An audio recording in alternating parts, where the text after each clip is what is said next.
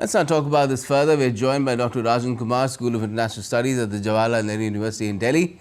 Good evening, Dr. Kumar. What do you make of what's happening here? Donald Trump, it seems nothing and no one can stand in his way now.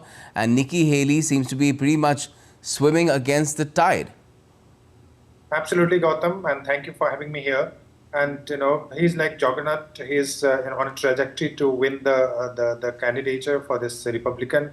South Carolina was very important for 2-3 reasons. First, because it was Nikki Haley's state where she was a governor, as you showed in your program twice, not once. The second, that the gap between the two leaders, Nikki Haley and Trump, is very high, and it would be extremely difficult for Nikki Haley to catch up in the future.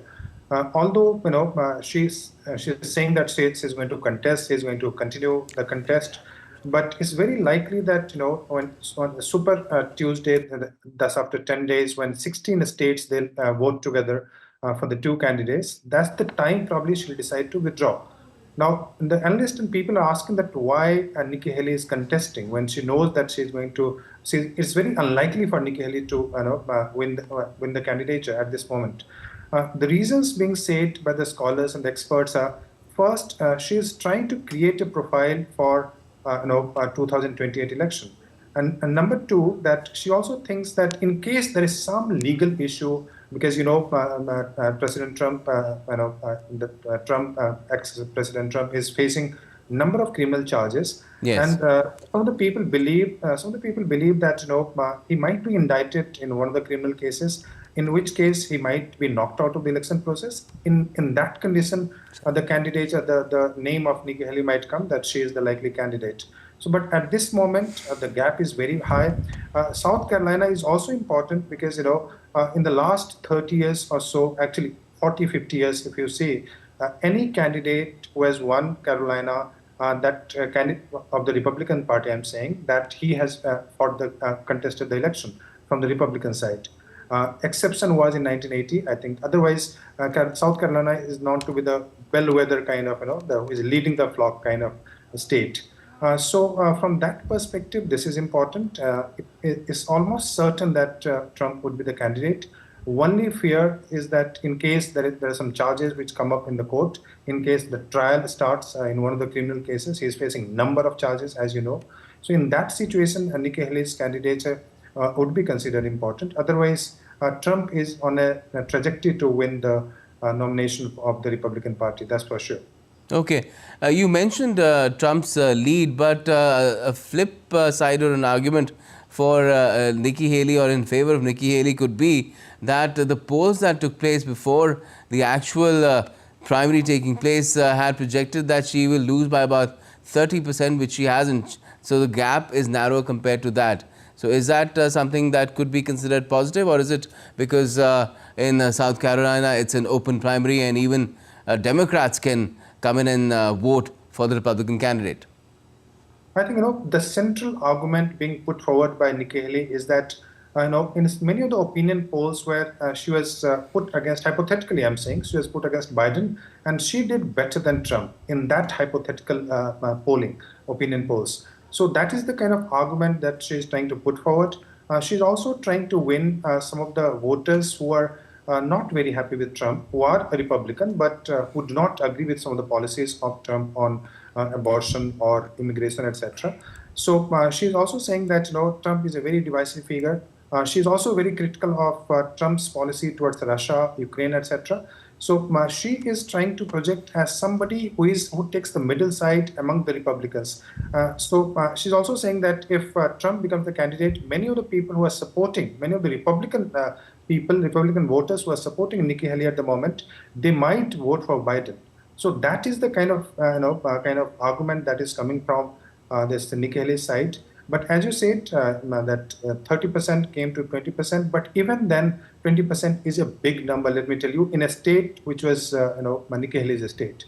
So I was listening to Texas governor in an interview just now, and he is saying that it's a big margin between the two leaders, and there is no way Trump can be stopped in the coming days when Super Tuesday, when 16 states come together to decide. So that would be the time probably she'll decide to withdraw.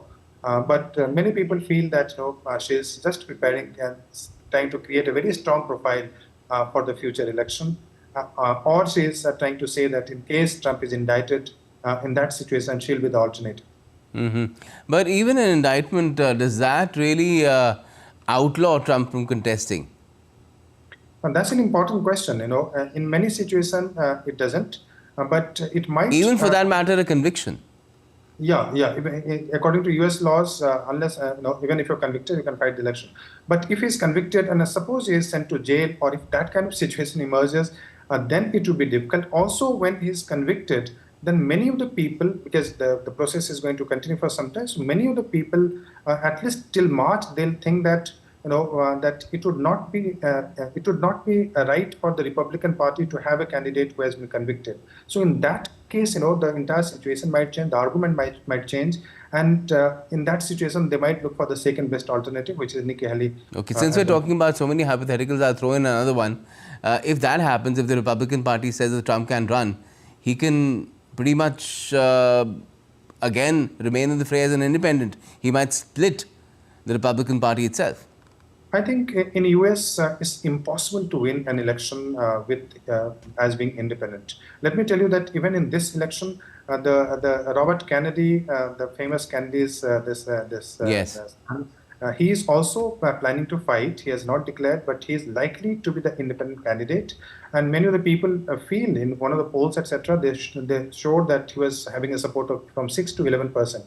So, but again, 6 to 11% is not the number with which you can win in a country like US. Yeah, he'll be a big spoiler for Joe Biden, though. Yeah. So he might spoil the other parties, but it's impossible to win with as an independent. And he's not going to fight as an independent. He'll be, in fact, what is the possibility in case he's sent to jail or he's say, for instance, indicted, convicted, etc. Indicted is already convicted. There is also a possibility of huge, massive polarization and a possibility of civil war also. So that kind of situation might emerge, which is not good for a country like America. And that's the reason that Trump is saying that that this should be decided as soon as possible. Why? Because on 24th or 26th of March, one of the criminal trials will start in one of the courts in the US. So he is trying to wind up everything before that. So he is thinking that his candidate will be declared before that, so that he can polarize the Stormy Daniels case you're talking about. Yes. Okay. Let's see what happens. March 25th is not that far off. By that time, it seems the candidacy will be more or less sealed in the favor of Donald Trump with the way things are going. But let's see what happens. Thanks a lot for joining us for the moment, Professor.